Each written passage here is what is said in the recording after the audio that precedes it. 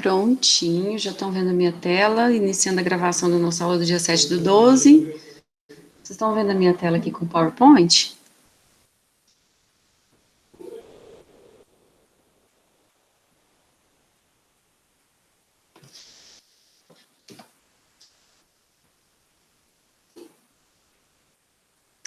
Beleza. Então vamos lá, né? Vamos começar. Deixa eu ver aqui onde eu parei. Eu já expliquei, isso que eu já expliquei. Isso aqui também, eu parei por aqui. Certo, gente. Então é o seguinte. Antes de eu começar, deixa eu avisar sobre a lista de exercícios. Eu vou postar a lista do módulo 2. Eu só precisava ter uma ideia de até onde a gente ia chegar, né? A gente tem mais uma aula, porque eu não posso passar uma lista de exercícios com conteúdo que vocês não vão ver ainda agora, né, nesse módulo. Eu estava com medo de não dar tempo de ver certas coisas, mas vai dar tempo sim, né? Eu consigo já começar nessa aula e finalizar na próxima aula essa parte do conteúdo. Então, eu acredito que assim, vamos ver, né? Até o final dessa aula já dá para eu ter certeza do qual o conteúdo que vai ter na lista, certo? Por isso que eu estou aguardando, né? Às vezes vira lá, às vezes vira que a data já foi, mas eu ainda não postei, tá? Porque eu preciso saber isso aqui. Então vamos lá. Vamos continuar de onde nós paramos. A gente estava falando sobre o uso dos índices nos bancos de dados, né? Aqui eu acho que eu já tinha até comentado alguma coisa. Toda vez que a gente vai buscar uma informação num livro, o que nós fazemos? A gente vai no sumário, né? Você vai lá no sumário e procura lá. Onde está tal coisa? Procura, acha, vê o número da página. Depois que você encontra o número da página, aí sim você vai lá na página e procura a informação que você quer. Não é assim que funciona? Agora, no banco de dados, a ideia é a mesma. Porém, como que nós fazemos? A gente pega ali, como se fosse um sumário, a gente constrói esse sumário. Ele fica na memória. A informação mesmo, que seria o conteúdo do livro, que seria o equivalente ao conteúdo do livro, ela fica no disco, tá? Só que aí, o que vai acontecer? A gente viu que o disco, a gente recupera informação por blocos. Esse índice, que é como se fosse o sumário, ele vai me dizer onde que está essa informação. Então, eu pego essa informação lá no meu índice, e aí eu vou buscar lá no disco, eu vou buscar essa informação no disco, né, que é a informação que o índice me informou onde no disco essa informação está. Então, eu vou no disco, vou buscar um bloco do disco que contém essa informação.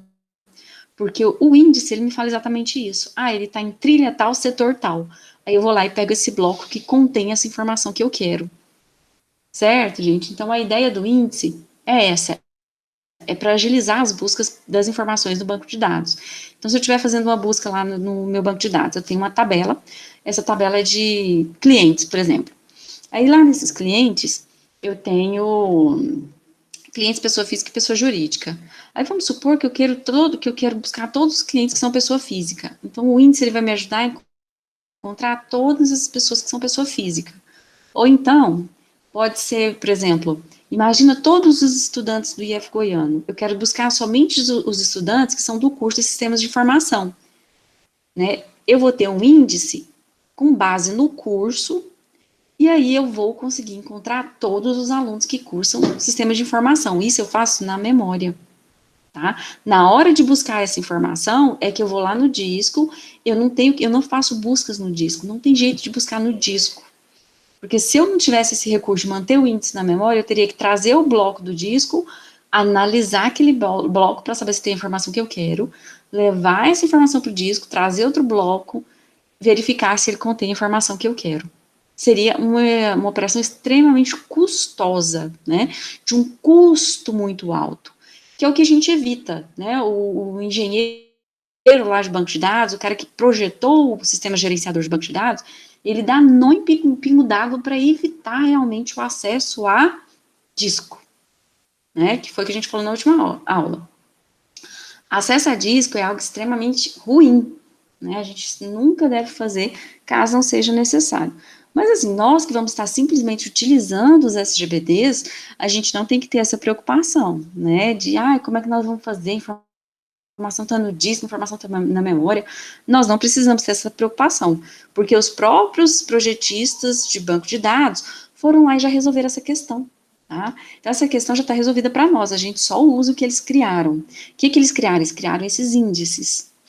Aí, esses SGBDs, olha só como eles resolvem as coisas. Eles criam índices automáticos para a chave primária. Tá? A chave primária, automaticamente, né, se eu crio uma tabela, e essa tabela ela tem uma chave primária, o próprio SGBD vai construir um índice que vai ficar na memória. Tá? Então, por exemplo, se eu defino que a chave primária do estudante, do aluno, né, da tabela aluno é a matrícula, então todos os números de matrícula eles já vão ficar na memória. Porque se eu precisar buscar essa informação no disco, o índice ele vai me contar onde do disco que está a informação sobre o estudante que tem a matrícula, por exemplo, 00100, né? Então ele vai me dizer onde que está.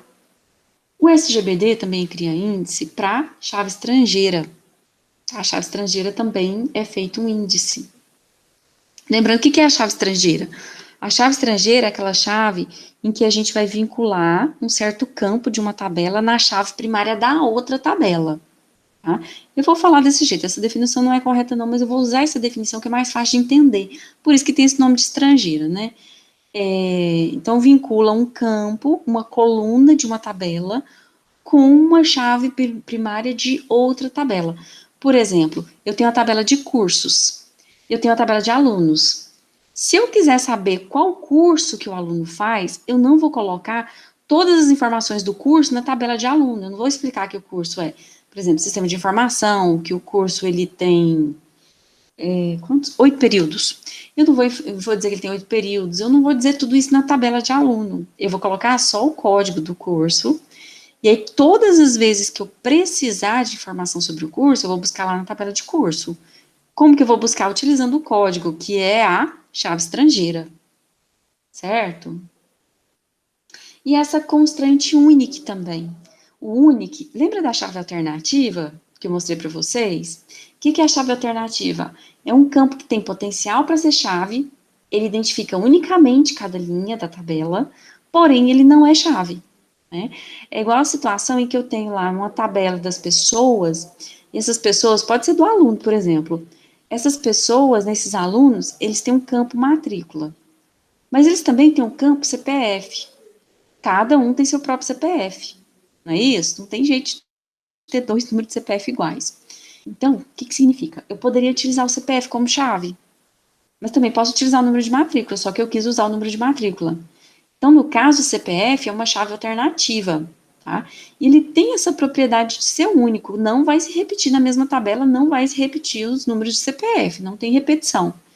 Então, a gente cria essa restrição única para dizer isso. Qual que é a vantagem disso? A vantagem é que o meu próprio SGBD não vai permitir cadastrar a mesma pessoa duas vezes. Ele vai falar, vai dar erro. Vai falar, não tem jeito de cadastrar, já está cadastrado. Tá? Então, essa constraint única, nós mesmos criamos essa restrição. Mas aí o SGBD ele vai lá e cria um índice toda vez que você cria essa restrição. Né? Lembrando que o índice ele vai ficar lá na memória, a informação fica lá no disco e o índice na memória. Tá? Isso vai agilizar as minhas buscas toda vez que eu precisar buscar informação, certo? Gente, dúvidas até aqui? Captar a mensagem aí do índice? Para que ele serve?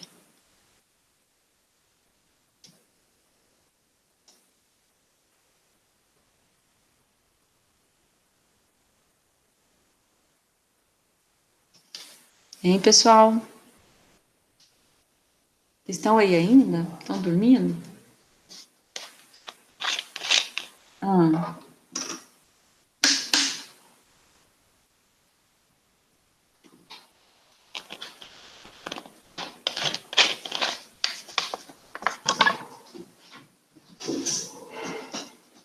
perguntas, gente? Vocês querem fazer alguma pergunta sobre índice?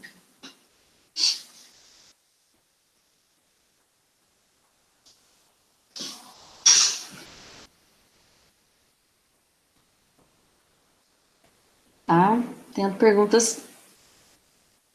Tá, Matheus perguntou. Seria uma forma de acessar mais rápido um registro, ao invés de percorrer toda a tabela linha por linha. Exatamente, tá?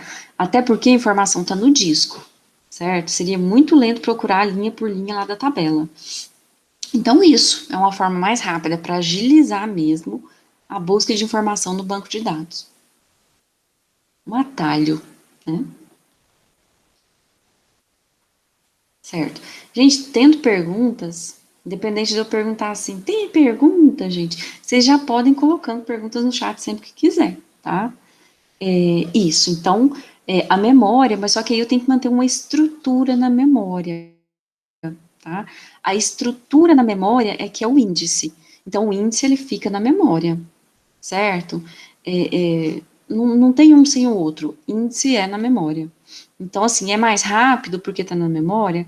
Também, mas eu preciso, não adianta nada colocar na memória se eu não tiver uma maneira de organizar isso, porque senão todo jeito vira uma busca sequencial, né? Certo? Então, o índice, ele sempre fica na memória. Gente, mais perguntas pode colocar aí no chat, tá? Pode abrir microfone, pode perguntar.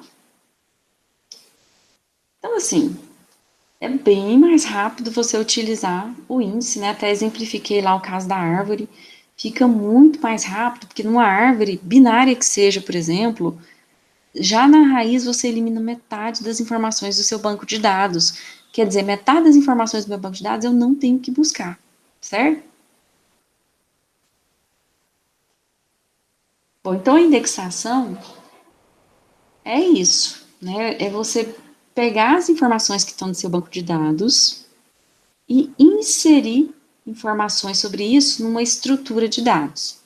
Essa estrutura pode ser uma árvore, pode ser hash, tá? O que mais que a gente tem de... Geralmente é árvore, tá? O que mais se utiliza é árvore. Tem também os mapas de bits. Mapa de bits tem um custo computacional alto, então a gente evita.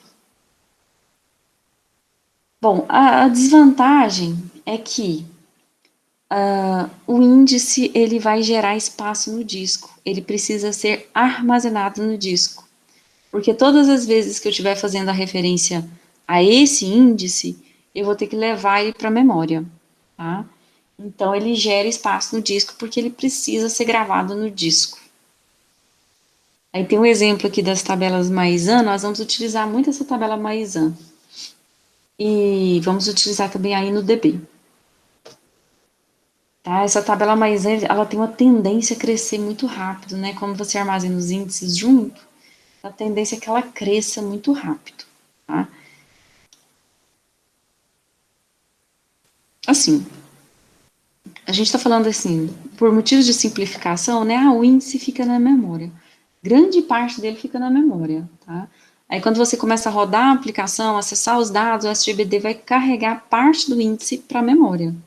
Mas ele não carrega todo, porque todo ele às vezes é muito grande. Então, às vezes, ele vai fazer, para não fazer aquela busca sequencial, né? Então, ele vai levar uma parte do índice, depois leva outro, porque o próprio, a gente não usa árvore binária, viu, gente? Então, fica a dica, não usamos a árvore binária. A gente usa árvores n-áreas. Elas têm muito mais nós do que uma árvore binária, porque uma árvore binária a gente guarda lá um valor, e aí a gente vai ter dois links, né? Um para a esquerda e outro para a direita. Tá? Mas em geral a gente usa mais do que isso, e aí, né, como esses dados crescem, não tem jeito de se armazenar uma árvore inteira, né, digamos uma tabela lá com milhões de linhas, não dá para armazenar tudo, tá? Então uma parte vai ficar no disco. Essa aqui é o exemplo de uma árvore, no caso essa árvore aqui, ela é ternária, né, a gente tem três aqui, três, aliás, não, ela é quatro, o N dela é igual a 4, porque eu tenho 4 ramos aqui a partir do nó raiz. Eu posso ter até 4 ramos. Aí tem outras formas de árvore, tem o bitmap, tem o hash, tá? Essas são as estruturas mais utilizadas para construir índice. O bitmap, eu vejo que ele é menos utilizado. Porque o que é o bitmap? É um mapa de bits. Você vai construir um mapa de bits, e aí nesse mapa de bits você vai dizer, aqui tem uma informação que eu preciso, aqui não tem. Então, esse mapinha de bits aí, ele tem um acesso meio que lento, principalmente na hora de inserir informação. E você tem que achar lá o lugar, tem que percorrer o mapa de bits sequencialmente. Aí, gente, isso aqui que vocês estão vendo é o hash. Tá? Eu acho que eu não cheguei a explicar na última aula, não. Esse hash, nós precisamos de uma função. Essa função, ela vai mapear as entradas para esses buckets, que são os baldes. Tá? No caso, essa função, ela tem que ter algumas propriedades, tá? Na hora de mapear. No caso dessa função aqui, ela é muito simples, ó. Ela pega os 2 primeiros dígitos. Toda vez que chega ali um registro, ela olha só os 2 primeiros dígitos e vai colocando nos baldes. Esses baldes aí, nesse caso, ele vai caber vários registros. Então, chegou o registro do Quincas. O número dele é 1, 2, 3, 4. Os primeiros dígitos, então, 1, 2. Então, ele vai colocar no balde do 1, 2, no bucket do 1, 2. Quincas. Chegou outro, 1, 2, 8, 5, por exemplo, vai ficar no mesmo bucket. Aí o próximo aí é o Doriana, 9876. Então pega só os 2 primeiros dígitos, levou lá pro bucket que tem o 98. E a mesma coisa com o Asdrubal, né? Tem o 65 aí, levou lá pro bucket que tem o 65. Tá? Chegando mais registros, eles também vão ser inseridos conforme essa função hash. Tá? Essa função aí, ela não é uma função muito sofisticada, não. Mas, para a gente ter uma ideia de como que é, o que é hash, né? O hash, ele sempre envolve uma função de hash.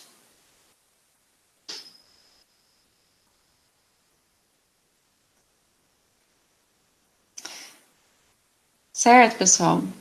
Em relação à indexação, eu não vou me aprofundar muito, né? É importante que vocês saibam que existem esses índices. É importante que vocês saibam que geralmente se utiliza árvores, né? Mas que também é possível utilizar o hash, que também é possível utilizar o map de bits. E que uma coisa é o armazenamento e outra coisa é o acesso aos dados, tá? No armazenamento eu posso ter os dados sequencial, mas na hora de buscar os dados eu preciso de uma estrutura que me facilite a busca, que pode ser a árvore, que pode ser o hash, por exemplo. Ou mapa de bits, mas menos mapa de bits. Tem um material de leitura lá sobre isso, né? Então, os exercícios que vai vir na lista, eles vão conter essa parte de índice também, utilizando o material de leitura, utilizando esse, né, o que a gente viu, esse apanhado que a gente viu na aula, certo? E aí, digamos que a gente encerra essa parte. E agora a gente inicia uma outra parte, tá? Agora sim a gente começa, né, a falar dos bancos de dados em si.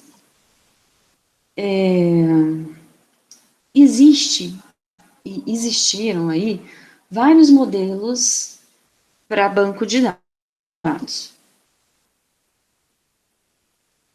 Ah, isso, a gente precisa só do entendimento, por quê? Nós vamos criar a restrição de unique. Qual que é a vantagem de criar uma restrição de unique? A vantagem é criar um índice. Tá? Então, a gente precisa saber quando é que eu vou utilizar índice. Porque a chave primária, a gente já cria, ele já cria automaticamente para a gente o índice, beleza. E outras situações, pode ser que eu tenha que criar um unique, por exemplo. Tá? Aí é decisão nossa, vamos criar aqui ou não vamos criar, certo? Então, assim, tem que saber o que é índice. Como que você fala assim, eu vi banco de dados 2, mas eu não tenho ideia do que é índice. Para que serve o índice, certo? Então, é importante a gente entender né, ter uma ideia do que, para que serve, certo? Não desci, não dei detalhes dos índices, tem uma classificaçãozinha lá para vocês entenderem, né?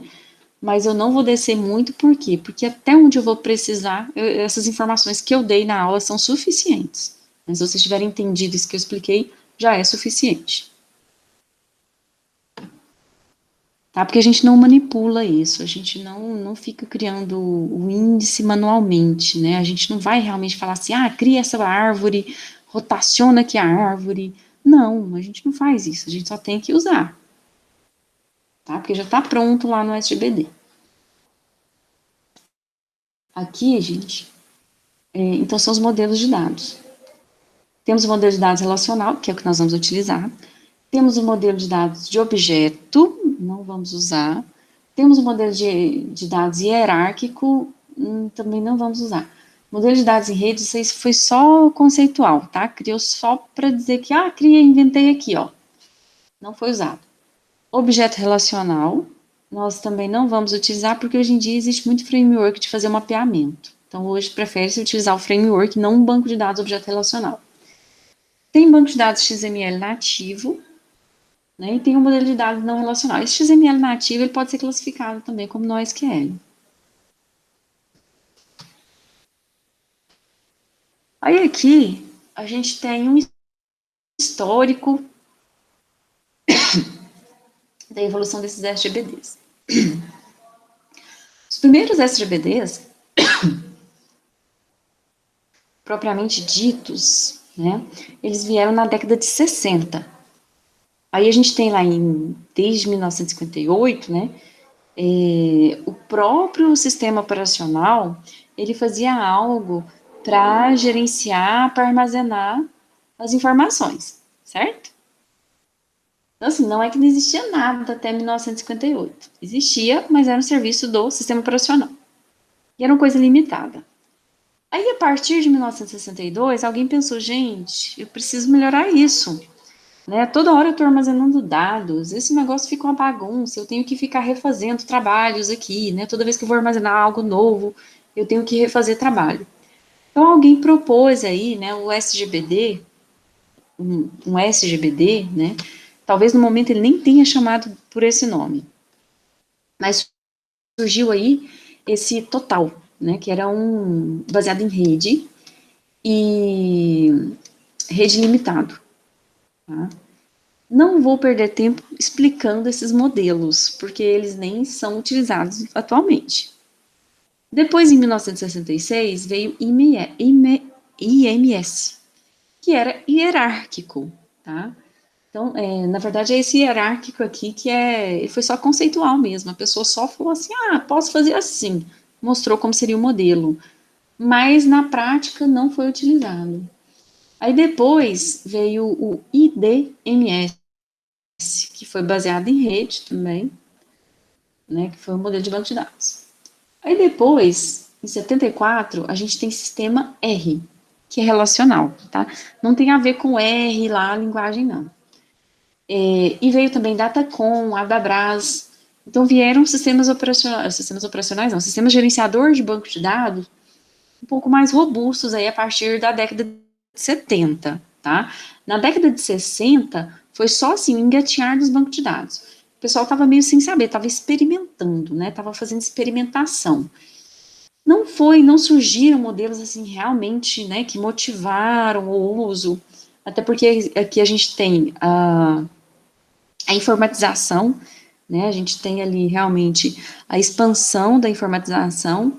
Então não dá para falar que esses daqui caíram no gosto, até porque a gente não tinha um mercado muito grande, né? Já a partir da década de 70 o universo é totalmente diferente, né? Aí a gente tem já sistemas informatizados, a gente tem as empresas utilizando, né? Organizações grandes, e a gente tem os primeiros bancos de dados realmente, efetivamente relacionais, e com muita coisa já pronta para que facilitasse, né, o armazenamento, a persistência dos dados, né, que é você salvar esses dados, deixar eles armazenados lá, guardado. Então, a gente tem aí, né, esses primeiros aí no ano de 74, aí no ano de 78, aí a gente tem um divisor de águas, né, Ingres e Oracle, tá? Oracle é até hoje, né, a gente está falando aí de 78, dá quanto? 44 anos já. Né, o Oracle já tem 44 anos de história. Esse Ingres aqui também, ele foi muito famoso, tá? Ele foi muito utilizado até aí meados dos anos 2000. Depois, eu não sei se ele se tornou um outro produto, se ele foi comprado por uma outra empresa, eu imagino que foi isso, tá? Esse Ingres, mas ele era muito utilizado. Então, esses dois aí são relacionais, né? O primeiro relacional veio em 74, aí depois a gente tem o desenvolvimento de outros, né? DB2, aí tem alguns protótipos, aí o pessoal, relacional, e se a gente inventasse outra coisa? Aí vieram esses protótipos aí, ó, Sedaplex, esse Exodus, SDM, nenhum deles fez sucesso. Aí depois, né, isso foi no ano de 86, aí depois na década de 90 veio o Ontos O2 PostGRI. Esse PostGRI foi o que fez mais sucesso desses daí. Aí depois, né, 98, veio mais outros SGBDs, né? Aí vem aí o MySQL, que é o que a gente utiliza, e outros. Em 98, a gente tem também os modelos orientado a objeto e objeto relacional, porque em 98 a gente tem o grande boom das linguagens orientadas a objeto. E aí o pessoal ficou meio perdido, falou assim, poxa, mas não tem nada a ver. Se eu crio objetos na minha linguagem de programação, por que na hora de salvar não tem jeito de salvar um objeto? Não tem jeito de passar o objeto diretamente para o banco de dados para ele salvar o objeto. Né? Então ficou uma coisa meio sem sentido.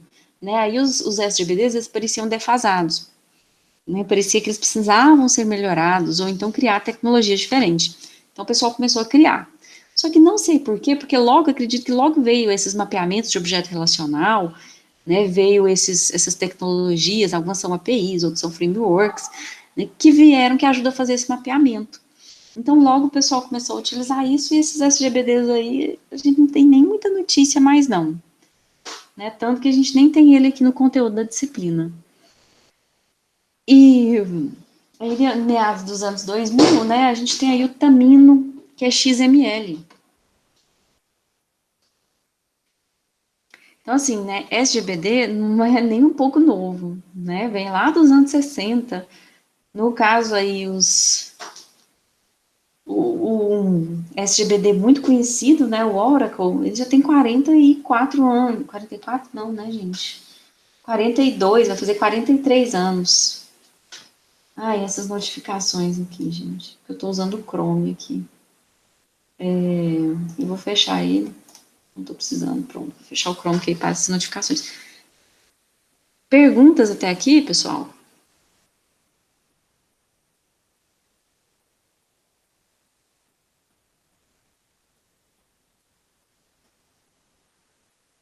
Não? Então tá.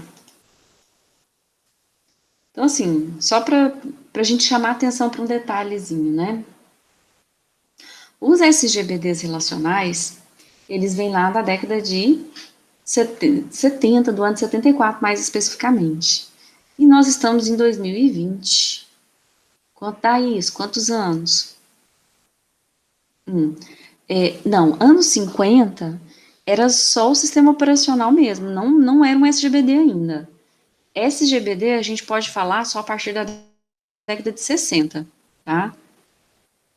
Só a partir da década de 60 que a gente tem, de fato, SGBD. Em, gente, 74 para 2020, dá 26, 46 anos. 46 anos de modelo relacional. E para vocês verem, né, o tanto que eles são efetivos, que foi o que eu comentei na última aula. Já são 40, são quase 50 anos. Gente, isso em termos de tecnologia, isso é uma era, né? Porque a gente sabe que as tecnologias mudam muito rápido. Mas olha só que legal o banco de dados. Por isso que o banco de dados é uma área legal, né?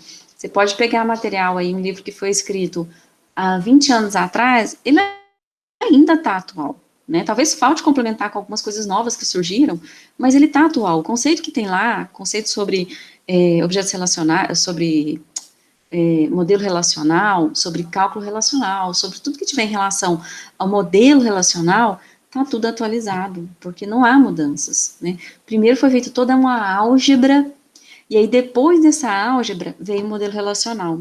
Então ele tem uma estrutura algébrica, ele tem uma conceituação muito forte, muito bem embasada.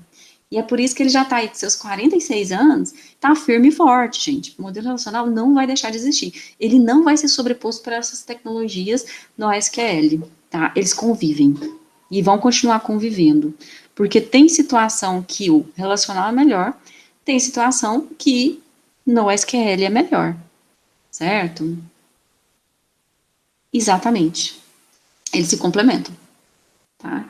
Mesmo empresas grandes, né, Netflix, por exemplo, eles estão, né, Facebook, eles estão utilizando os bancos de dados no SQL, mas eles não deixam de usar os relacionais, cada um no seu quadrado, tá? Então, assim, dependendo do tipo de dado, a gente usa relacional, né? Dependendo do tipo de dado, a gente usa no SQL, certo? Eles se complementam. Assim, a necessidade, ela vai surgindo de acordo com mudanças nas tecnologias, mas mesmo surgindo novas necessidades, a necessidade do relacional até hoje não foi extinta, né? E é que nem eu falei para vocês na última aula, a não ser que mude muita tecnologia, sei lá, de armazenamento, enfim, não vai ter mudança em relação a isso. A gente vai continuar utilizando bancos de dados relacionais, tá? Então, assim, mais um resuminho, porque lá a gente falava, né, do que surgiu. Aqui a gente está falando do conceito, tá? Então, 58, ó, que a gente tinha perguntado, até 1958, até a década de 60, não tinha SGBD, era pré-SGBD, né? Era só um acesso por arquivo mediado pelo sistema operacional, certo? Então, a gente não pode falar que é SGBD, certo? Era só um serviço do sistema operacional para facilitar a vida do desenvolvedor. Aí, gente, vocês viram aquele filme, como é que chama? Além das Estrelas?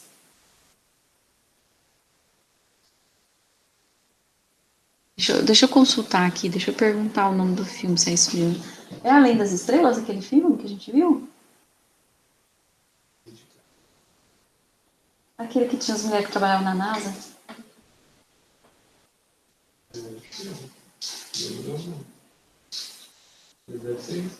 Acho que é isso mesmo, Além das Estrelas. Algum de vocês viu?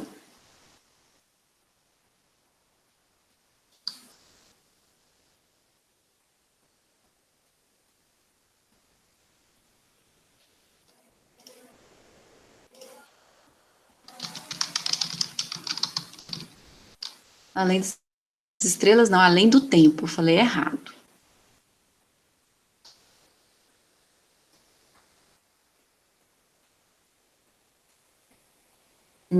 Esse filme aqui, viram?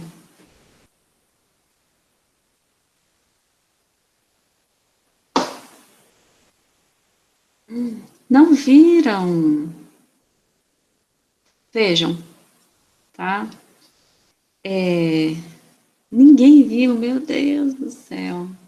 Vejam esse filme, gente. Ele é super importante porque ele mostra como que eram os primórdios, como que a NASA mandou um foguete, a tecnologia que eles tinham. É surpreendente, viu, gente? A gente pensa que a gente que faz gambiarra, assim, sabe? Que muita coisa assim é. Às vezes a gente dá uma improvisada, né? Porque a vida de programador é assim mesmo, né? Gente, a NASA também faz, tá? Então ele é bem interessante, né? Ele traz esse contexto dos primórdios da computação ali na NASA, tá? Então esse filme é muito bom. Estrelas além do, eu tô falando tudo errado. Estrelas além do tempo é isso.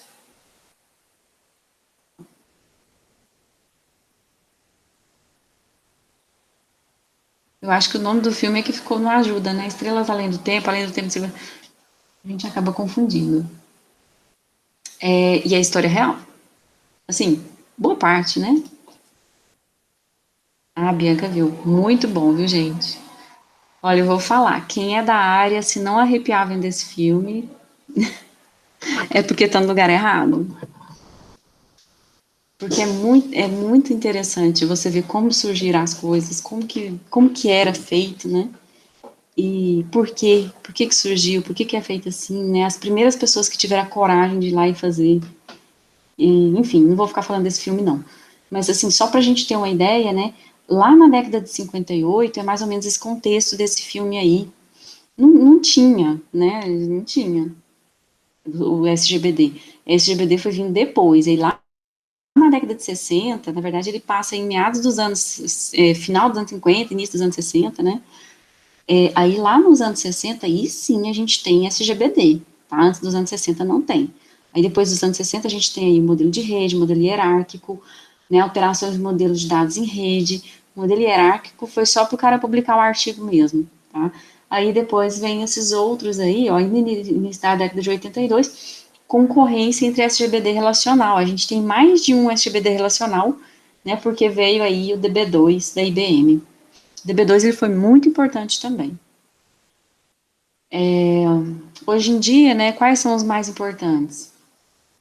SQL Server, o, o próprio SGBD da Oracle continua sendo muito importante, já com seus 42 anos de vida, indo para 43 anos de vida. E, relacional, esses são os mais importantes. Ainda tem o PostgreSQL também, tem outros. Né, a gente tem o PostgreSQL ali na década de 90, os modelos de dados orientados a objeto, mais o ML, SGBD baseado em XML, enfim, né, atualmente grandes massas de dados, semântica e dados. E aí a gente tem, na verdade isso aqui está desatualizado. Atualmente, o que, que nós temos? Necessidade de distribuição, nuvem, tá? E à medida que surge essa nova necessidade, aí a gente tem o quê? Os bancos de dados NoSQL, porque ele já nasce com esse propósito. O relacional, ele foi adaptado para isso. Tá? Existe adaptação para ele funcionar nesse contexto, porém, o banco de dados no SQL não. Ele já é feito para isso, para distribuição, para a gente já ter tudo distribuído. Aqui nós temos exemplos, né? Quais são os bancos de dados mais utilizados? Tá um pouquinho desatualizado, mas tá valendo, né? É de agosto de 2019. Aí tem um comparativo aqui com agosto de 2018, no mês de julho também. O banco de dados mais utilizados, Oracle, né? 42 anos de mercado. Oracle. Relacional, tá aqui o modelo, ó. Ele é relacional. Segundo mais utilizado, MySQL. O MySQL ele tem uma vantagem muito grande que ele é gratuito até certo ponto, viu, gente? Se for para desenvolver uma aplicação grande utilizando MySQL, aí tem que pagar, tá? Então, o tipo de licença do MySQL ele tem essa característica. Aí depois tem o SQL Server, Microsoft SQL Server. Também é relacional. Olha só, tá vendo? Por mais que a gente tenha aí os SGBDs no SQL chegando, os principais são bancos de dados relacionais, tá? Porque os dados, eles ainda têm muito essa característica, né? De ter relações, né? De vínculos entre as relações, então a gente tem que utilizar banco de dados relacional, porque ele trata de relações. Aí temos também aí PostgreSQL, quarto aqui mais utilizado, relacional também. Aí depois, em quinta posição, tem o MongoDB. O MongoDB está falando que o modelo é documento. Como assim, né? Documento é um tipo de SGBD no SQL, tá? Nós vamos estudar isso, não vou ficar dando detalhes sobre isso agora não vou dar spoiler. Então, assim, o MongoDB, nós vamos trabalhar com ele. Tem também o DB2, que também é antiguíssimo, né? O DB2 é mais velho até que o Oracle. Vamos ver aqui, né? O DB2 ele veio aqui, ó, em 82. Não, o Oracle é mais velho que ele. O Oracle é de 78. Então temos aí o DB2, que é relacional. E aí depois tem esse Elasticsearch aqui, que é uma máquina de busca. Temos o Redis, que é chave-valor. Esse aqui, Redis, ele é no SQL e as informações ficam todas na memória, tá? Como que é a macumba que faz aqui no Redis? Não sei, gente. A gente teria que pegar ele para para ver, mas ele é pago, tá? Então é meio difícil, né? Microsoft Access, relacional, é o nome mais utilizado, gente. Isso aqui, para mim, surpreende, viu? Eu não esperava. E temos também o Cassandra. Cassandra também ele era uma opção para a gente, tá? Mas a gente não vai trabalhar com ele. Ele é baseado em coluna. Temos aqui também o SQLite, que é relacional. Ele é um SGBD rudimentar. Tem esse Splunk aqui também, que é uma máquina de busca. MariaDB. MariaDB e MySQL é uma coisa só, viu, gente? É porque houve uma bifurcação no desenvolvimento, né? O MySQL ele ficou com a parte paga e o MariaDB ficou com a parte mais, né, gratuita para estudo, mas os dois são exatamente a mesma coisa até certa versão, né? Depois de um certo número de versão, aí os dois já não são os mesmos. Por isso que o MariaDB já surgiu grande, né? Porque, na verdade, ele é uma MySQL, tá? Ele é uma cópia do MySQL. Aí tem esses outros aqui, menos conhecidos, tá? A Amazon tem o seu próprio banco de dados, o Google também tem, tá? E nós vamos exatamente trabalhar com um banco de dados do Google, que é o Firebase, Firestore, e vamos trabalhar também com o MongoDB, que são dois SGBDs no SQL, tá? A gente vai pegar dois SGBDs no SQL e vamos pegar um SGBD relacional, certo?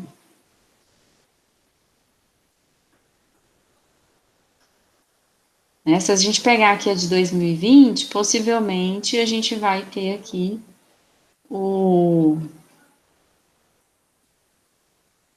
NoSQL. Tá. O que seria o NoSQL? Então, são aqueles SGBDs em que a gente não vai utilizar a linguagem SQL para fazer a busca. Não, eles são não relacionais, tá? Eles não são baseados em relações. Por exemplo, eu tenho SGBD que é baseado em grafo. Grafo vocês conhecem, né? Uma árvore, por exemplo, é um grafo. Tá? É um tipo de grafo. Então, tem SGBD que é baseado em grafo. Vou gerar um grafo, isso aqui é um banco de dados. Pronto, é um banco de dados. Se você criou isso, se você fez a estrutura, se as pessoas conseguem armazenar informação utilizando esse modelo que você criou, então tudo bem, tá? Então, o NoSQL é que ele é não relacional, ele não vai utilizar consultas SQL, a gente não vai utilizar essas consultas SQL nele. Certo? Nós não vamos ter tabelas. O jeito de armazenar é completamente diferente. E, por consequência, como o jeito de armazenar é completamente diferente, o jeito de recuperar a informação também. Aí um exemplo aqui, ó. Deixa eu ver aqui. O Redis, por exemplo, ele é chave-valor, né? Ele mais complicado? Não é mais complicado, não. É diferente, tá? Mas não é mais complicado, não. Aí o Redis, por exemplo, é chave-valor. Então eu especifico lá a chave, uma chave, por exemplo, para cada chave vai ter um valor. Por exemplo, eu criei a chave matrícula. Aí eu quero recuperar a matrícula. Então eu vou escrever lá uma consulta que eu estou buscando a matrícula. Só que eu não vou escrever em SQL. Tá? Cada SGBD aqui, ele vai ter a sua própria maneira de se fazer a busca. Cada um tem sua própria linguagem. Esses SGBDs no SQL, que não são relacionais, eles não têm uma padronização. Tá? A gente consegue padronizar o tipo, o modelo. Falar assim, esse daqui é baseado em coluna. Então a gente espera fazer certas buscas de informação, tá? Mas não é não, viu, gente? Precisa ficar preocupado que é complicado, porque não é não. Vocês vão ver, a gente pensa que SQL é muito fácil, é simples. Isso depende do tipo de busca, do nível de busca que você faz, né? Então, calma lá, vocês vão ver que porque SQL é facinho, né? Não, viu, gente? Tá? A gente faz umas buscas aí que eu vou te falar. E vamos fazer, tá? Fazendo junção, fazendo consulta aninhada, fazendo um monte de coisa, né? Com agrupamento. Então, eu não diria mais complicado. A dificuldade para quem está acostumado com SQL, é estranho, né? Você tem que limpar a sua cabeça completamente, esquecer tudo que você sabe de banco de dados. Basicamente é isso. Você tem que esquecer tudo que você sabe de banco de dados e falar assim, não, vamos começar algo novo. Você não pode tentar brigar e tentar ficar fazendo analogias com os bancos de dados relacionais, tá? Mas olha, é uma realidade. Depois fica melhor, exatamente. E é uma realidade, a gente não pode ignorar. Nessa disciplina, a gente não tem isso na ementa, tá? Não tem. A ementa da disciplina está defasada. A gente tem que falar dos bancos de dados no SQL, tá? É uma realidade, vocês vão lidar com isso e vamos ver como é que fica isso, certo? Aí, né, alguns aqui eu separei pra gente falar deles. O Cassandra eu descartei, tá? O Cassandra, que é um dos mais utilizados, eu descartei ele. O MongoDB, então ele mantém algumas características do relacional, então, assim, dá para aproveitar algum conhecimento, né? Mas ele é orientado a documentos. Ele é open source e ele pode ser usado diretamente com JavaScript, e essa é uma das vantagens, o que torna ele muito utilizado, tá? O MongoDB. É muito bem feitinho, assim, né? A plataforma tem bastante informação. Então, assim, uma das maiores dificuldades desse tipo de banco de dados é isso, é procurar informação.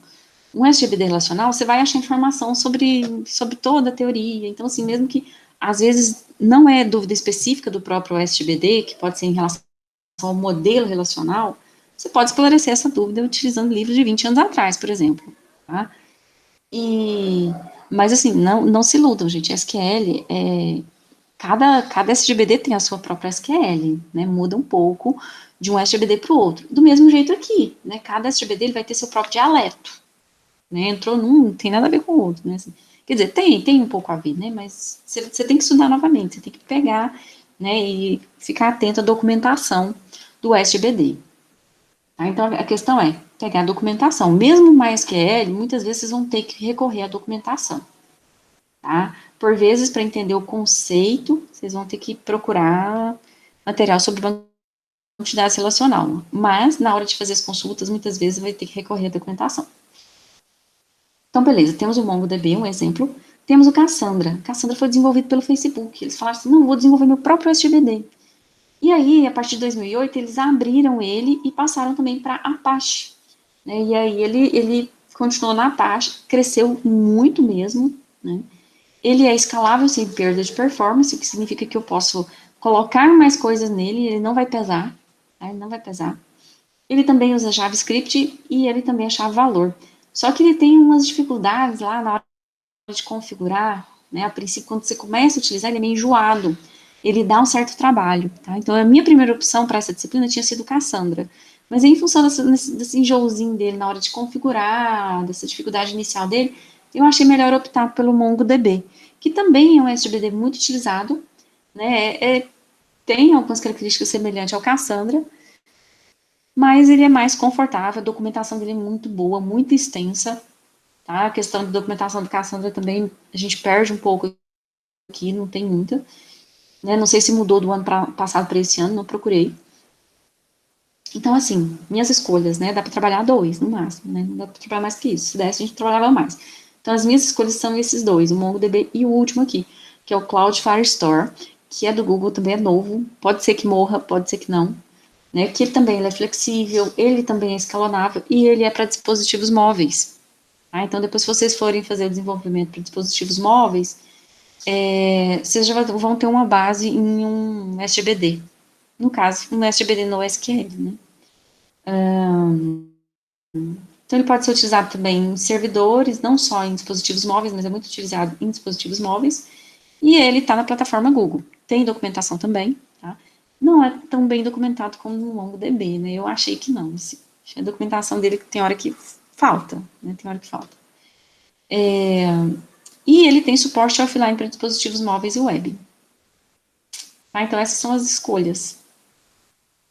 Adamo comentou aí, tá utilizando esse último, né? A documentação dele é muito ruim. Pois é. Vamos ver se der uma melhorada, né? Quem sabe a gente, até quando a gente começar a utilizar ele, se deu uma melhoradinha. Tá? Ele é baseado no banco de dados, não apareceu aqui, mas é baseado lá no Firebase. Aí vem com o nomezinho Firebase. né? Mas essa parte específica do Firebase é Firestore. O real time também. Uhum. Muito bom. Então você já tá, a parte final do conteúdo você já adiantou. Certo, gente? Então esses bancos de dados no SQL é uma família, tá, de banco de dados. Não é só um, né? Não dá para. Eles são parecidos até certo ponto, mas muda muito o jeito que eles são feitos. Ó. Tem orientado a grafo, tem chave-valor, tem colunar e tem documentos. Esses são os principais tipos, mas não são os únicos. Não vou ficar falando muito sobre isso, porque é lá para o final, né? Lá para o final da disciplina que a gente vai falar realmente disso. Por enquanto, a gente vai preocupar com banco de dados relacionais, tá? Usuário e controle de acesso. Os SGBDs, eles têm mecanismos de controle, tá? E aí você pode definir papéis no sistema. Quem é que vai estar utilizando o banco de dados? Os administradores dos bancos de dados, que é o chamado DBA, né? Então, se você fala assim, eu fiz sistemas de informação, mas eu me identifiquei com banco de dados, eu vou trabalhar com banco de dados, eu quero ser DBA, tá? Você pode, né? Mas provavelmente você vai ter que fazer muitas qualificações, né? Você vai ter que fazer certificações, principalmente da Oracle, né? Desse pessoal que desenvolve, para você realmente falar assim, olha, agora eu tenho condições de ser um DBA, né? DBA precisa dessas certificações. Tem os analistas também, e tem os desenvolvedores e programadores. Então, você pode trabalhar na área de banco de dados, mas sendo desenvolvedor e programador. Meu Deus do céu, o beijo ficou doida. E temos aqui o usuário final. Tá? O usuário final, ele vai estar acessando o banco de dados por meio de um aplicativo, mas ele acessa também o banco de dados. Beijo, não coma minhas coisas. Beijo, não come querendo comer o fone de ouvido. Não pode. Eu tô dando aula. Aí, gente, ela tá pedindo comida aqui, ela tá me dando a patinha pedindo comida. Assim, ela come muito. Tá, então esse é o usuário final, ele está acessando por meio de um aplicativo, tá? Então ele faz consultas parametrizadas, ele faz consultas já formatadinhas que a gente deixa preparado para ele, né? Nós, desenvolvedores, né, vamos estar preparando para ele, aí ele acessa o banco de dados assim. Características que nós temos nos SGBDs. Gente, agora nós estamos falando mais em relação aos SGBDs relacionais, tá? Não vamos esquecer dos NoSQL, não vamos falar dele agora, tá? Vamos deixar para depois que a gente terminar os SGBDs relacionais, certo? Nós temos controle de transação e concorrência. É porque, assim, não que os NoSQL não tem, na verdade ele tem muito, né? Mas, assim, às vezes a terminologia não fica muito boa, tá? Então, ele tem controle de transação e concorrência, né? O SGBD relacional, ele vai ter isso para a gente. Para que isso? Porque eu preciso ter acesso simultâneo por vários usuários. Por exemplo, quando você chega no banco, né, que você acessa lá um caixa eletrônico, são todas as pessoas que estão ali acessando o caixa eletrônico estão acessando o mesmo sistema. Todo mundo é correntista do banco, todo mundo vai ter um saldo, né? Todo mundo está usando os mesmos dados, todo mundo está acessando o mesmo banco de dados, o mesmo conjunto de dados. Tá? E está fazendo acesso simultâneo, porque você não tem que esperar a pessoa do lado falar, peraí, que agora eu vou acessar, peraí, não, agora é minha vez. Não existe isso, né? Todo mundo acessa ao mesmo tempo, o acesso é simultâneo. E mesmo assim, e mesmo acessando todo mundo ao mesmo tempo, o acesso, ele é consistente, né? Não dá problema. Por que não dá problema? Por que o dinheiro da pessoa não vem parar na minha conta? Por que o dinheiro da minha conta não sai, ainda bem, né? Não vai para a conta de outra pessoa? Porque os SGBDs, eles garantem atomicidade, consistência, isolamento e durabilidade, tá? Essas 4 propriedadezinhas aqui. O ACID. Atomicidade, porque as operações são realizadas todas de uma vez. Ou é feito tudo, ou é nada. Né? Não existe, por exemplo, você parar uma transferência no meio. Como que é feita uma transferência, né? Vamos supor aí que a Bianca quer transferir um dinheiro para... Deixa eu ver para quem tá aqui hoje, gente. Para Maria Clara. Bom dia, Maria Clara, tudo bem? Tava sumida? Então, Bianca quer transferir um dinheiro para Maria Clara. Aí o que que acontece quando a Bianca vai transferir um dinheiro? Primeiro, o dinheiro tem que ser retirado da conta da Bianca. Depois que ele for retirado, deu tudo certo, foi retirado, tinha saldo para isso, aí ele vai ser depositado na conta da Maria Clara. Aí imagina que falha no meio. Lá o terminal onde a Bianca está utilizando deu uma queda de energia, por exemplo, né? Sei lá, deu um problema, deu um pipoco, parou no meio. Parou logo depois que o dinheiro foi retirado da conta da Bianca. Mas não deu tempo do dinheiro ser colocado na conta da Maria Clara. Tá certo isso? Pode acontecer esse tipo de situação? Não. O SGBD, ele tem que ter operações atômicas. Então, se eu defino que a transferência é uma operação atômica, ou ela é feita inteira, ou ela não é feita nada, tá? Então, não existe esse parar no meio, porque senão a Bianca vai ficar sem o dinheiro dela, e o dinheiro não foi para Maria Clara, e aí, o que que aconteceu com esse dinheiro? Né? Não, não pode. Então, atomicidade, consistência, isolamento, durabilidade, né?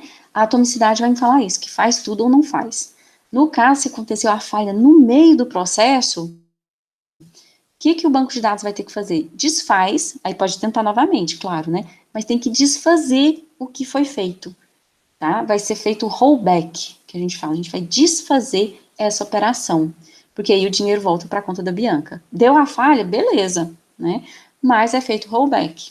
Então, assim, isso dá até uma certa angústia, né? Às vezes a gente fica com medo de acontecer, né, uma falha assim no banco, mas por causa dos SGBDs, por causa dessa questão da atomicidade, a gente não tem com o que se preocupar, tá? Ou a operação é feita inteira ou ela não é feita. Consistência, isolamento, durabilidade, né? Isso aí eu vou deixar para falar mais para frente. Outra característica que nós temos aí nos SGBDs, em relação aos SGBDs, é o tuning e self-tuning. Né? Muitas vezes a gente precisa fazer pequenas modificações sutis, para poder melhorar o desempenho do SGBD. Né? Por exemplo, quando você coloca lá um certo tipo de dado, né, eu vou lá e coloco o blob, por exemplo, que é o binário, né, que serve para informações muito grandes. E de repente eu vejo que eu não preciso de tudo isso. E o meu banco de dados está pesado, ele está tendo dificuldade para recuperar as informações, por quê? Porque eu reservei mais espaço do que eu realmente precisava, tá? Então, assim, esse tuning, self-tuning, ele envolve muitas vezes isso, mudar o tipo das informações no banco de dados para que você tenha maior eficiência, né, para você fazer essa adequação do seu banco de dados. Tá? Isso aqui é a função do DBA, o DBA ele vai ter que estar garantindo isso.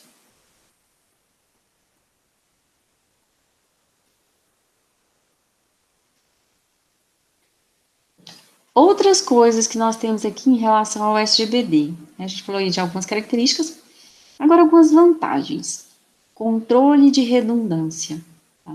Então, assim, se a gente seguir, se a gente fizer direitinho a modelagem, né, depende de uma modelagem correta. A gente tem que modelar direitinho lá, faz o diagrama de entidade de relacionamento. Depois de fazer o diagrama de entidade de relacionamento, faz o modelo lógico, né, que para nós é o esquema relacional, porque a gente escolheu trabalhar com SGBD relacional. Fez ali o esquema, né, e se ele tiver certo, aí você vai ter o controle dessa redundância. Porque o próprio SGBD, ele te dá ferramentas para que você não tenha dados redundantes, né, que é o próprio modelo relacional. O próprio modelo relacional, ele foi concebido para que não haja essas redundâncias. Então, a gente vai estar evitando duplicar a informação, né, e isso, ó, evita também o esforço na hora de atualizar os registros. Você não tem que mudar em dois lugares, vai ficar só num lugar. Evita o desperdício de espaço de armazenamento, evita inconsistência de dados, que é uma das maiores dificuldades da redundância. Né? Aí, digamos, você tem uma tabela de alunos, aí lá você fala o nome do curso, aí você digita o nome do curso. Aí depois você tem uma tabela de cursos, aí lá você digita o nome do curso também. Né? Então, quer dizer, você tem a mesma informação digitada duas vezes, você tem redundância, e essa redundância muitas vezes vai gerar inconsistência de dados. Então, não está correto. Que era o correto, então, nesse caso? O correto era ter chave estrangeira, porque aí você vai puxar uma informação de uma outra tabela e aí a gente garante que essa informação vai ter correta e você vai estar usando ela só uma vez, sem repetir. Né? Então, eu vou colocar só o código do curso e o código do curso vai me levar a um curso que foi armazenado uma única vez. Não tem perigo de eu estar escrevendo, colocar o nome dele errado em 2 lugares ao mesmo tempo, tá? Se você tem que inserir a mesma informação mais de uma vez no banco de dados, né, se é a mesma informação que você pensa assim, podia ter deixado só nessa tabela. Então, a sua modelagem está errada, tá? Não tem que acontecer isso. Restrição de acesso não autorizado, tá? A gente pode limitar os dados. Eu posso permitir que o usuário faça só a leitura dos dados. Eu posso permitir que o usuário, ele só acesse colunas de uma tabela. Eu tenho esse nível de controle, tá? Eu posso deixar ele acessar só uma coluna de uma tabela. Então, ele não vai conseguir acessar o restante das colunas, ele acessa só uma. E uma ou duas ou três, não sei, o tanto que eu achar que ele precisa. Cria um perfil de usuário e pronto, né? A partir daquele momento, aquele usuário só acessa aquilo ali. Restrição de integridade. Por exemplo, a nota de um aluno deve ser um valor decimal entre 0 e 10. Então, esse aqui é integridade de domínio, restrição de integridade de domínio, e o SGBD faz essa verificação para mim. Ele não vai deixar eu inserir, por exemplo, a nota 11, ou então a nota -1, ele não vai deixar eu inserir, porque está fora do domínio. Toda disciplina existente na tabela histórico-escolar deve também existir na tabela disciplina, né? Ninguém aqui pode cursar uma disciplina de, por exemplo, culinária japonesa, se não existe isso na grade de nenhum curso, né? Tem que estar na grade do curso. Tem que estar lá na tabela de disciplinas. Isso aí é restrição de integridade referencial. Eu só posso me referir a algo que exista. Lógico que isso também depende de uma correta implementação, né? Você tem que saber utilizar o modelo relacional para fazer tudo isso funcionar direitinho. Porque ele vai te permitir criar uma tabela fora do padrão. Ele te permite criar várias tabelas, né? Fora do padrão, sem utilizar, né, todos os conceitos, tudo que o pessoal estudou aí nesses últimos 40 anos. Se você quiser fazer, ele deixa, né? Mas não deve fazer, tá, gente? Garantia de backup e restauração. O SGB dele possui facilidade para recuperar de falhas de hardware ou de software, que é aquilo que eu falei da questão da transação. Ele faz o rollback, ele te permite fazer o rollback, aí você desfaz e começa de novo, né? O exemplo tá aí, né? Exatamente isso que eu falei agora. Pessoal, perguntas até aqui?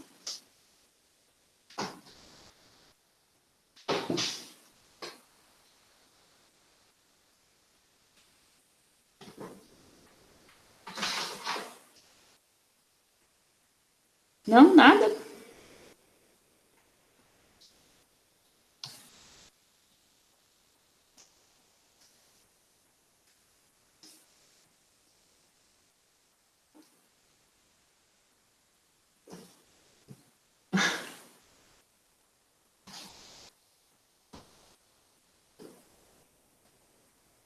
Então, né, gente? É a frase aí do Chapolin Colorado, né? Oh, e agora? Quem poderá nos defender, né? Quem vai ajudar o programador a armazenar os dados? O SGBD.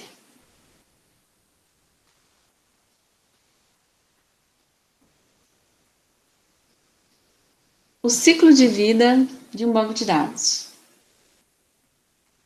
Primeiro, você vai analisar as necessidades do usuário, vai fazer o diagrama de dado de relacionamento, que é o projeto conceitual. Fez o projeto conceitual, você vai fazer o projeto lógico.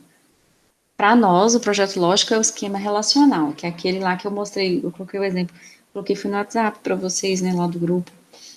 Então, fez aí o projeto lógico. Depois de fazer o projeto lógico, aí você tem que decidir qual é o SGBD que você vai utilizar. Eu quero utilizar MySQL.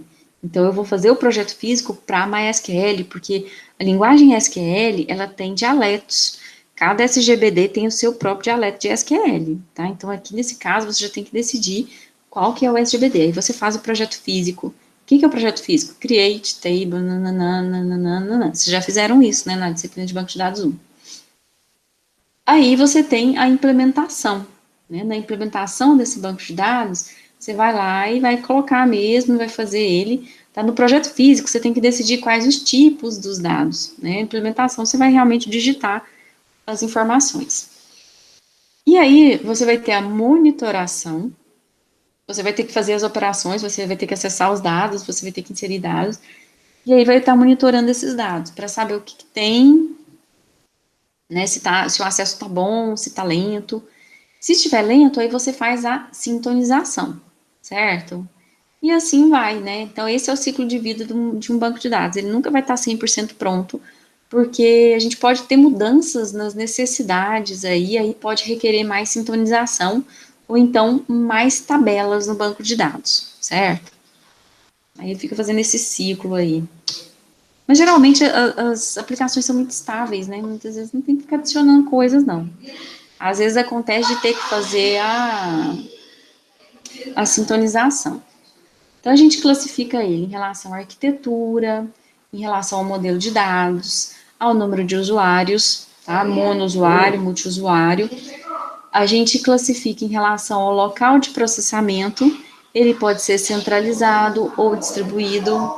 A gente classifica também em relação ao custo, né? Ele pode ser gratuito ou não. E também quanto ao tipo de acesso, que pode ser de uso geral ou de uso específico.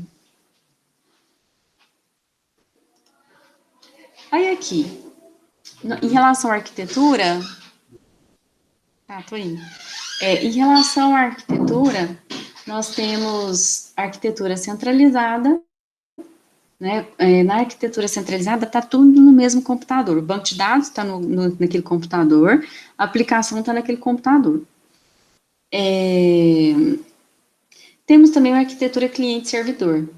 Tá? Nesse caso aqui, a gente tem um exemplo de arquitetura cliente-servidor. A gente vai ter aqui uma máquina que está aqui na rede e todos os computadorzinhos vão estar acessando essa máquina aqui.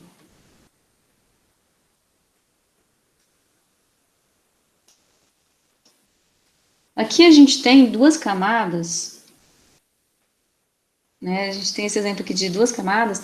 A gente tem vários servidores, né? E a gente tem vários usuários aqui nessa rede, tá? E um desses servidores aqui, né, é o servidor de banco de dados. Tá? Então, as conexões aqui, elas vão ser estabelecidas com SGBD, e aí ele vai retornar as informações aqui para essas máquinas. E aqui a gente tem uma arquitetura em 3 camadas, tá? Que é usual. Nós temos as máquinas, temos um servidor web, e esse servidor web, ele vai estar acessando aqui o SGBD, né, e o SGBD acessa as informações do banco de dados. Então, essa é a arquitetura aqui, a gente chama ela de 3 camadas.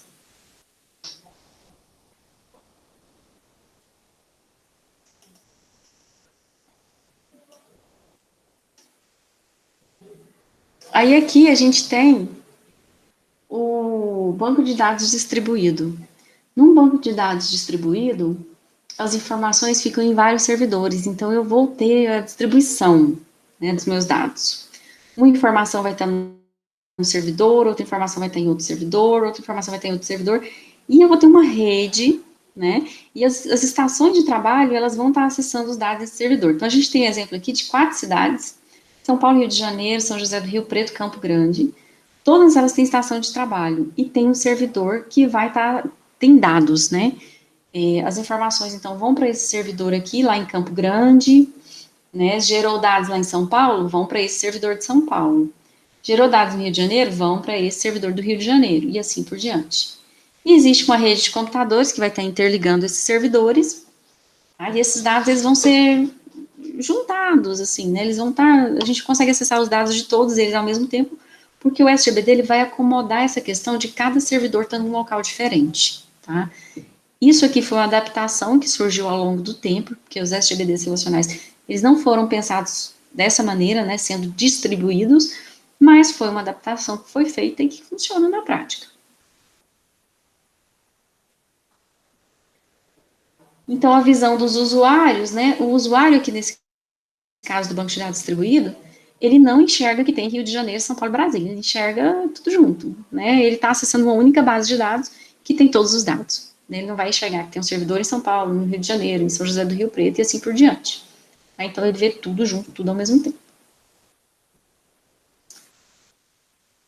E aqui Bom, pessoal, aqui já entra na parte do conteúdo que a gente já começa a trabalhar com SGBD, com a parte de DDL, linguagem de definição de dados, que é uma parte do MySQL, né? Do MySQL não, gente, do SQL. Eu vou finalizar aqui porque chegou uma pessoa aqui para conversar comigo, o Bruno lá do Cão Guia. Mas aí na próxima aula a gente continua daqui. Gente, vocês querem fazer alguma pergunta, alguma dúvida em relação à lista de exercício?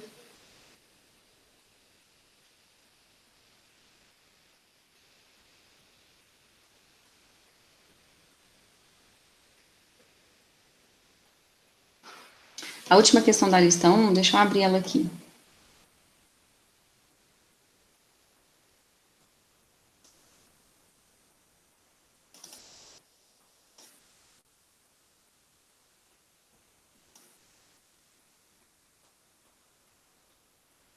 Essa.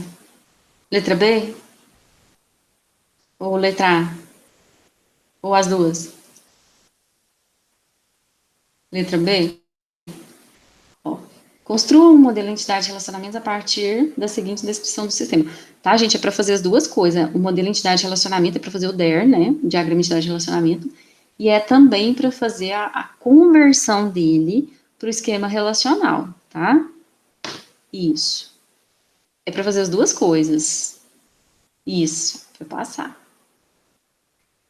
Tá. A primeira questão, né? Que a Bianca tá falando aí. A primeira é para passar. A primeira questão, isso. A primeira questão, eu já dei o diagrama. Você vai passar só para o modelo lógico.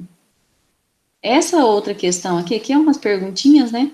Agora aqui não, aqui você tem que fazer as duas coisas. Você tem que gerar o diagrama e depois você tem que transformar. Isso. O esquema relacional é modelo lógico. Tá? É porque é a classificação dele. Ele é um tipo de modelo lógico. Certo?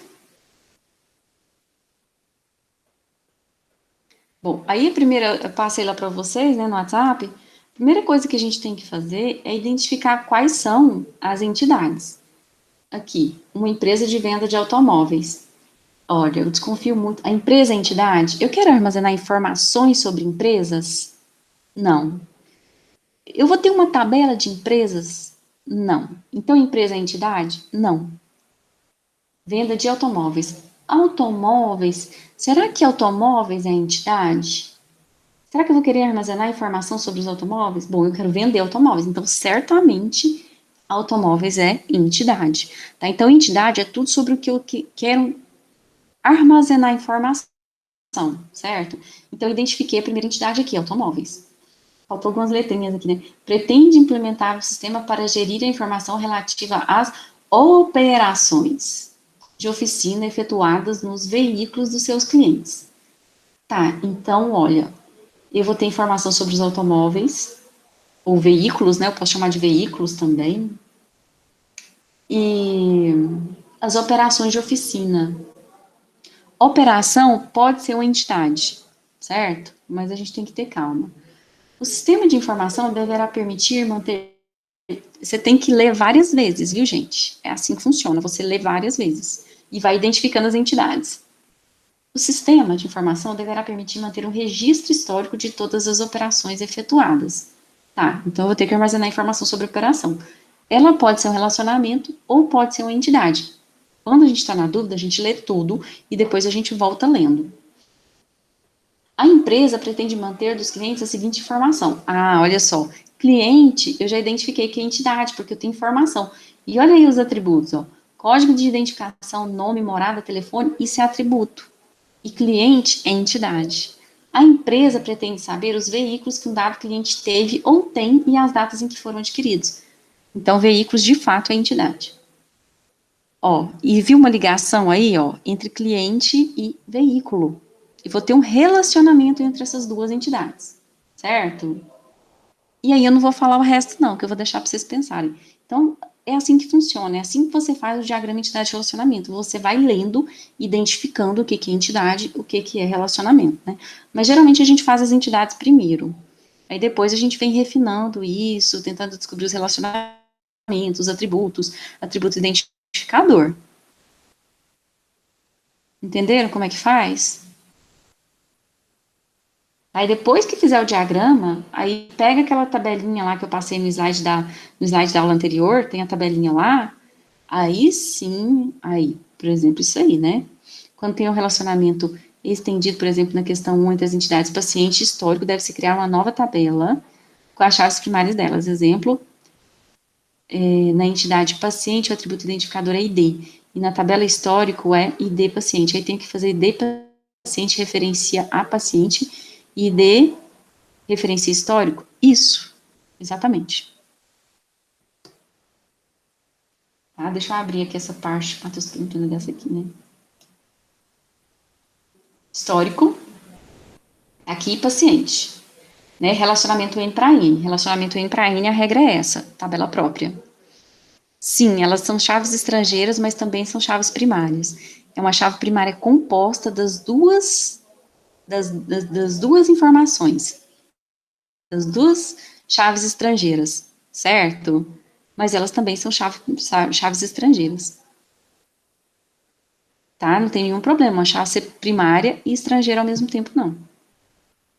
Só seria estranho se fosse uma chave primária única, mas que ela também é chave estrangeira do outro. Isso seria estranho, mas não é o caso. As duas são chaves primárias juntas. Eu tenho que juntar as duas chaves para elas serem a chave primária. Chave primária composta, tá? Então, não tem isso, não. É uma novidade, assim, né? Quando você pega e junta duas para formar uma, então é uma nova chave que você tem no seu sistema. Tá? Relacionamento N para N, ele sempre vai gerar isso, sempre. Sempre você vai pegar duas chaves estrangeiras, vai transformar as duas em chave primária.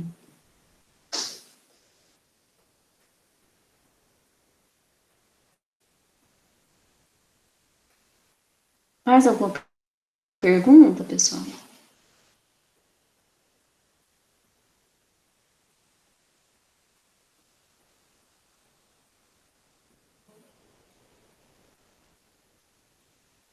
Tá, então, essa questão aqui, ó, 3, gente, é interpretação de texto, tá? Apesar de que essa letra B aqui, eu peguei a letra A, né? A letra B aqui tá até mais simples. Construa um modelo de entidade de relacionamento a partir da descrição do sistema. Considere um sistema de informação para a gestão de empreitadas. Empreito, né, então. O sistema deverá registrar os recursos humanos associados a cada empreitada, identificação do técnico, número de trabalho. Ah, certo. Às vezes vocês têm que adaptar a realidade, porque assim, quando você vai fazer esse tipo de especificação, você vai conversar com o usuário. O usuário não vai te falar, olha, vai ter entidade tal, eu armazeno isso e tal. Então, às vezes, o usuário ele vai te falar uma coisa assim parecida que isso aqui. Você vai falar assim, não, mas isso aí tá estranho. Tá estranho, mas você tem que analisar, né? Você tem que entender a necessidade do usuário. Tem que interpretar nas entrelinhas, às vezes, né? Porque às vezes nem o usuário mesmo sabe da sua necessidade de informação, que é comum, né? Considere o sistema de informação para a gestão de empreitados, o sistema deverá registrar os recursos humanos associados, ou então recursos humanos aqui vai ser entidade, né? Associada a cada empreitada, identificação do técnico, número de horas trabalhadas, então o técnico provavelmente vai ser uma entidade, número de horas trabalhadas e a especialidade. As várias etapas de cada empreitada estando associada a cada etapa do cumprimento de um objetivo, determinada data e a emissão da fatura respectiva. Tá? Então, a gente vai ter uma entidade aí que vai estar ligada a um monte de coisa e que vai ter mais informações associadas, vai ter a data. O material usado em cada tipo de empreitada, uma empreitada pode subdividir-se em outras empreitadas, as quais devem ser geridas como empreitadas independentes. Gente, o que é isso aqui? Uma empreitada pode se subdividir em outros tipos, as quais podem ser geridas como empreitadas independentes.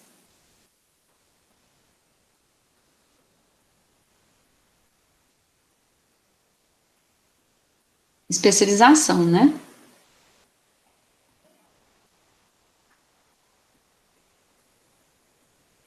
Tá? A empreitada é uma entidade e ela se especializa.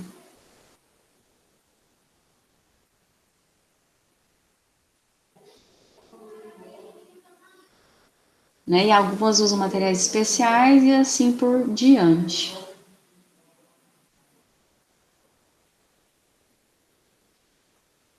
Tá? Esse aqui, ele não tá 100% completo. Então, tem coisas aqui que vocês vão ter que criar. Os atributos, por exemplo, né, não estão completos os atributos. Então, vocês vão colocar atributos que vocês acham que deve ter nesse tipo de situação. As empreitadas aqui, né, seria como se fosse serviços, né, prestação de serviços. Então, às vezes vai ter um atributo ou outro que vocês têm que criar. Certo, gente? Depois eu vou corrigir com vocês, tá? Não vou fazer agora, que eu vou deixar vocês fazerem do jeito de vocês, né? Aqui eu vi que a gente vai ter umas 4 entidades aqui nesse, mais ou menos.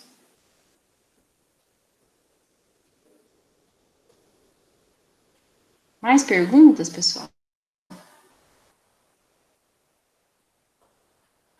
Gente, faz usando o dia, aqueles mesmos que a gente usava lá em análise orientada a objeto, dá para utilizar, tá? O Dry.io, dá para usar o dia, que é um outro que faz. O dia é bem simples, tá? Então faz os diagramas utilizando isso, porque não adianta, tem que treinar a fazer diagrama. Né? Fazer no papel, assim, é enjoado, né? Porque, claro que tem que apagar tudo, né? Mas faz usando um software. Tá? Esse é o diagrama de entidade de relacionamento, é o único que precisa de programa. O resto, aí você cola, né? Cola a figura lá, faz um PDFzinho, manda um PDF. Mais perguntas, pessoal?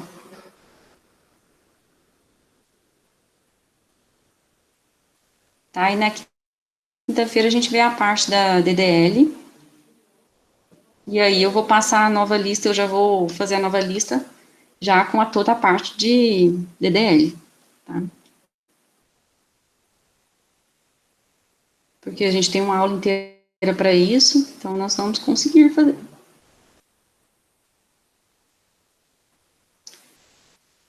Não? Tranquilo então, pessoal? Tá? Qualquer dúvida pode mandar lá no WhatsApp. Tá? Semana passada eu estava enrolada dando aulas presenciais para os meninos, né, para os alunos do primeiro período, alunos surdos, tá, né, não vai falar que eu estava dando aula aqui não, gente.